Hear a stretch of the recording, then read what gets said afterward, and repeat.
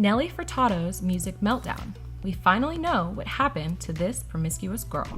I'm sorry to inform you that we aren't here to talk about the hot in here rapper with the band-aid on his cheek who swiped a credit card between a woman's cheeks.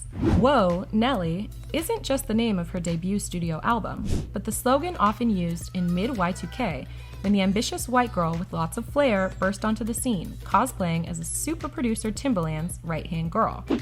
Her debut single, I'm Like a Bird, detailed Furtado's fleeting attention span with love and introduced listeners everywhere to what became one of the industry's most distinctive voices.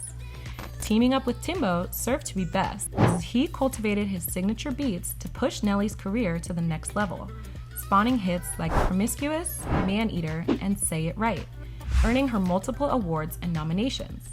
But before we knew it, Nelly's star power began to dwindle, and she'd eventually disappear out of the spotlight without a trace.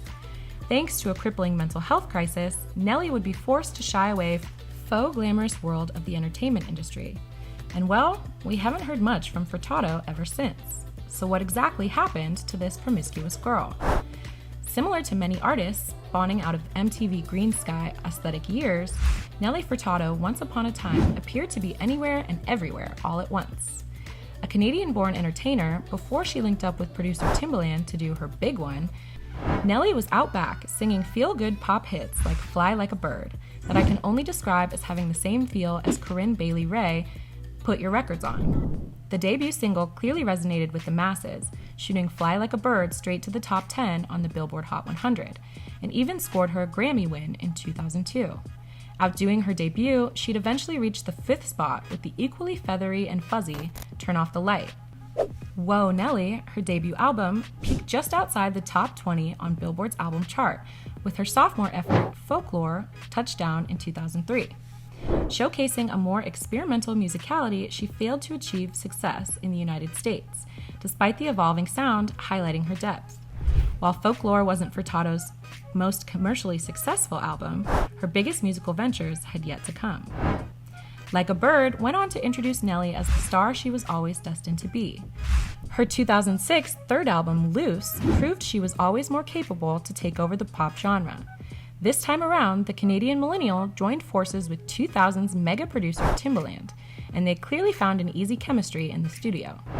Loose pulled influence from hip-hop and more traditional pop records, netting her first chart topper with the bop that always sends the waves of memories crashing back, Promiscuous. The coy duet with Tim brims with instantly quotable back-and-forth lyrics that sizzle across a sensational production. Flirty and playful, the song remains Nelly's most recognizable release to date. The assertive single of Maneater peaked inside the top 20 before Nelly returned to the pinnacle position on the Hot 100 with her hip-hop ballad, Say It Right, which wound up topping the US charts, moving an enviable 12 million units, and became the top-selling record of the decade. It was more than evident that Nelly was getting around, and little did we know this was just a little sample of what was yet to come.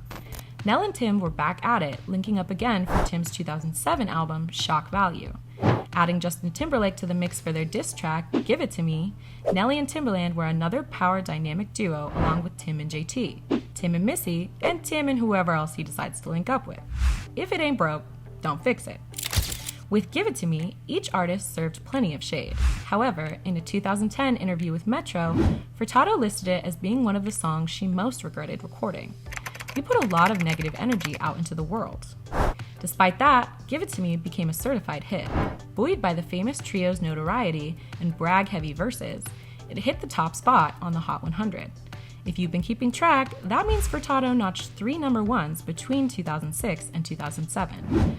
Although she was on top of the charts and arguably the world at the time, Nelly Furtado struggled privately due to her newfound level of fame following Loose, divulging that she had experienced a psychological breakdown while performing, as reported by the NZ Herald. She recalled one evening where she was overwhelmed with tension and wept through the first couple of songs.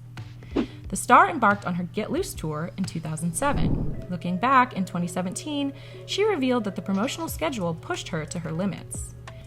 Nelly Furtado cast plenty of shade in her art, yet in an interview with Metro in 2010, she expressed regret at recording the song. She believed that they had circulated a lot of negative energy. In 2007, she went on her Get Loose tour, and in 2017, she confessed that the promotional schedule had taken its toll on her. In 2008, a duet with James Morrison entitled Broken Strings was released. It had little success in the United States, but it skyrocketed to the second spot on the official charts in the UK. After that, she chose to switch up her style. Her fourth album, Mi Plan, was released in 2009 with all Spanish lyrics. The track list included a collaboration with Josh Groban, which served as a fresh start for Nelly Furtado. Half a decade had passed after dropping The Spirit Indestructible, before making her grand return, choosing to do away with the conventional restraints of a music label for a more creatively free route as an independent artist. The Ride, which was ultimately Nelly's sixth album by this point, would be released by her own Nelstar music label in 2017, pumping out more albums than the average label-bound artist had ever. A symbolic representation marking her departure from Interscope, a decades-long journey that had helped set off the stage for her specific audience years down the road. The Ride seemed to have rode straight off a cliff and parked in a ditch somewhere. Because of her hiatuses before, we wouldn't hear from Nelly for some time. Yet again. The Canadian songstress with the last name sounding like a meal off Chipotle's secret menu has been MIA ever since her last ride at The Ride. However, despite Nelly being more rare than a Bigfoot sighting, she hasn't completely fallen off the radar in recent years. In 2020, she dropped an expanded edition of Whoa Nelly, celebrating the album's 20th anniversary. This time, 22 songs would be featured, including remixes and live sessions, setting the scene for an even bigger project in honor of the 15th birthday of Loose in 2021, featuring a total of 32 songs, including an unreleased collab with Timbaland's right-hand woman and the queen of innovation, Missy Elliott. The absence of a major label backing you is tough for any singer, musician, or artist wanting to make a career out of doing what they love in this particular sector of the arts, and that was evident with the release of Nelly's 2 expansion pack albums. The records were released on the day they were set to release, and major publications like the Rolling Stone aided Nelly in her pursuit to release her music, but none of that appeared to raise much noise. Nelly herself didn't even appear to promote either, only mustering up enough energy to create a small push via social media. It's been 84 years, note the sarcasm, since she's graced the cover of any magazine. But despite not creating as much buzz as she once did, she appears to be enjoying a steady, quieter life outside of the spotlight, something she has no problem doing. Being a mom to 3 kids is what takes up most of her focus nowadays, but she hasn't completely thrown in the towel just yet.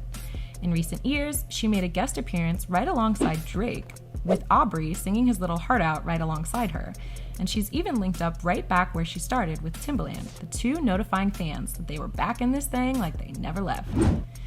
It's unclear if the world will ever receive a new album from Furtado.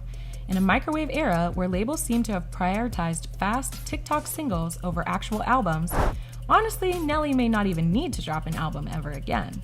A Jig on the Clock app would probably suffice. With the way things are going, we wouldn't blame her for sitting back and venturing out into other avenues of revenue, but we won't stop hoping that she'll eventually make waves again and give us a collection of bops as timeless as her earliest hits. From the looks of it, she's still churning out the music and is aging like the finest of fine wine. Do you miss Nelly's music? Let us know your thoughts and opinions down below in the comments, and stay tuned for more true celebrity stories.